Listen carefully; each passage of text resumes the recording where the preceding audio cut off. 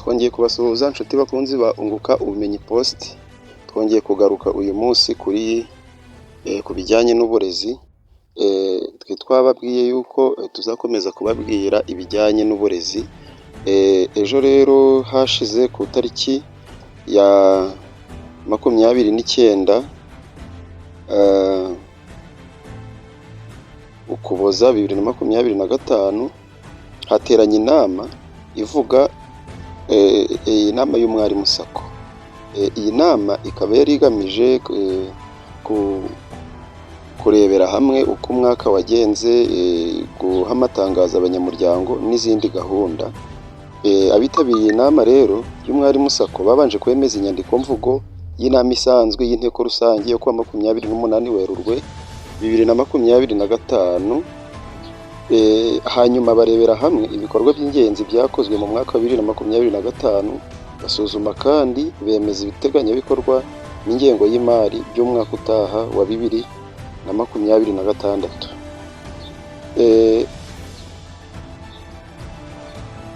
Iyi nama rero ya koperative umwarimu sako iba mu gikorwa cyahuje abanyamuryango babe baturutse hirya no hino mu gihugu, abayobozi b'inzego zitandukanye ndetse n'abafatanyabikorwa ba koperative.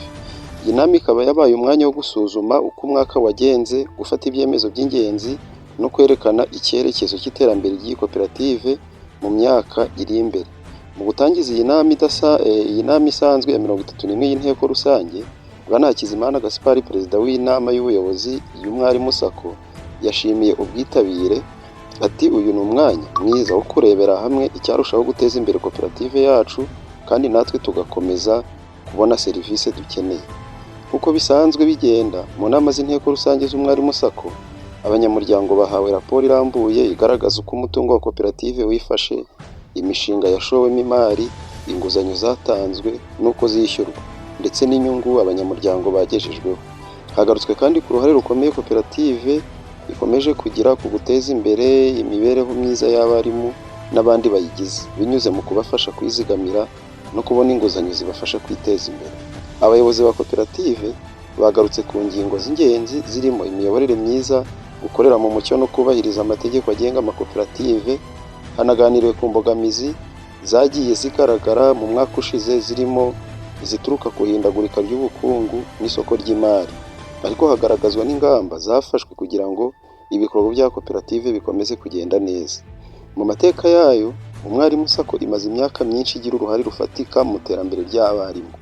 Hari kandi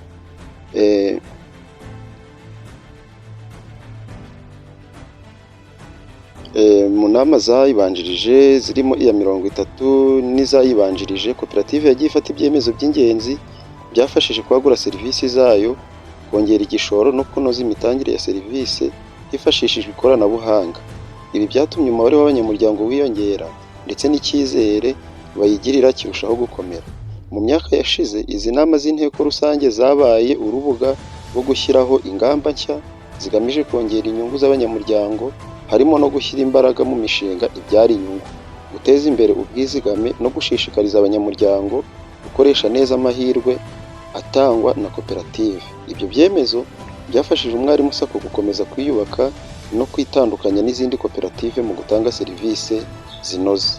Inama y'uyu mwaka yanabaye umwanya wo kurebera hamwe ahazaza ha koperative, aho abanyamuryango baganiriye ku migambi mishya igamije kongera ubushobozi bwayo, kurushaho kwegera abanyamuryango no gukomeza kuba umufatanyabikorwa wizewe mu iterambere ryabo.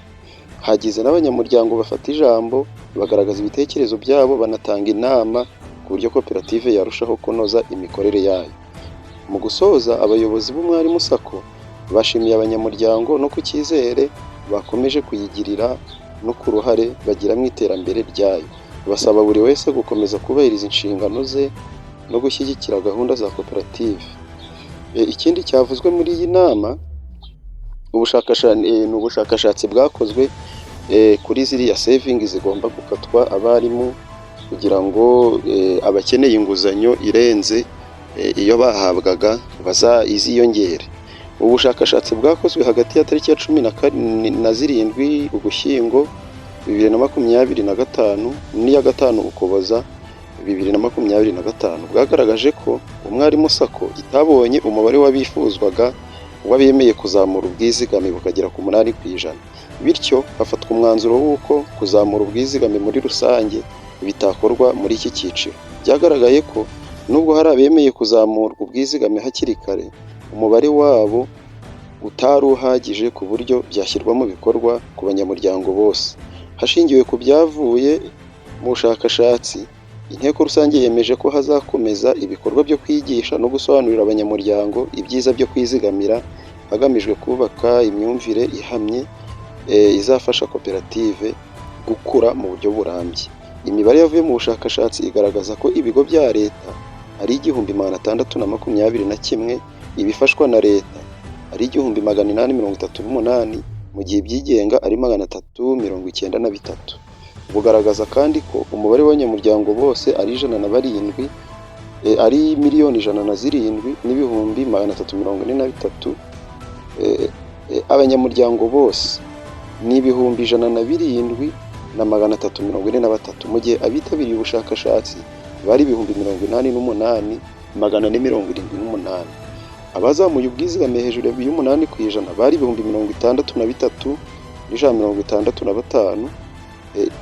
Ijanisha ku bitabiriye ubushakashatsi bazamuye ubwizigame hejuru y'8% babaye 73, mu gihe ijanisha ku banyamuryango bose bazamuye ubwizigame hejuru y'8% ari 59%.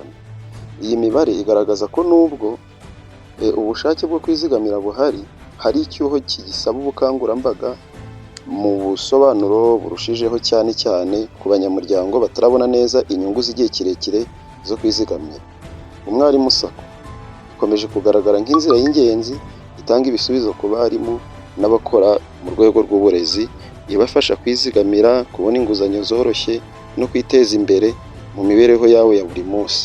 Nubwo intego yo kuzamura ubwizigame bukagera 8% itaragerwaho, ubuyobozi bw'umwarimu SACCO bwizeza abanyamuryango ko urugendo rukomeje ndetse ko intego zose bihaye zizagerwaho mu bihe biri imbere. Mu gusoza, abayobozi b'umwarimu SACCO bashimiye abanyamuryango ku cyizere bakomeje kuyigirira no ku ruhare bagira mu iterambere ryayo, basaba buri wese gukomeza kubahiriza inshingano ze no gushyigikira gahunda za koperative. Inama ya 31 y'inteko rusange yasize ishimangiye umuhate wa mwarimu SACCO wo gukomeza guteza imbere abanyamuryango bayo, ikaba ikimenyetso cy'uko koperative ikomeje gutera imbere ishingiye ku bufatanye n'ubwitange bwa bose. Mukomeze murebe video zacu, niba utarakanda subscribe uyikande kugira ngo tujye dukomeza kubana mu biganiro bijyanye n'uburezi, ikoranabuhanga n'ubushakashatsi, hanyuma duteze iyi channel imbere. God bless.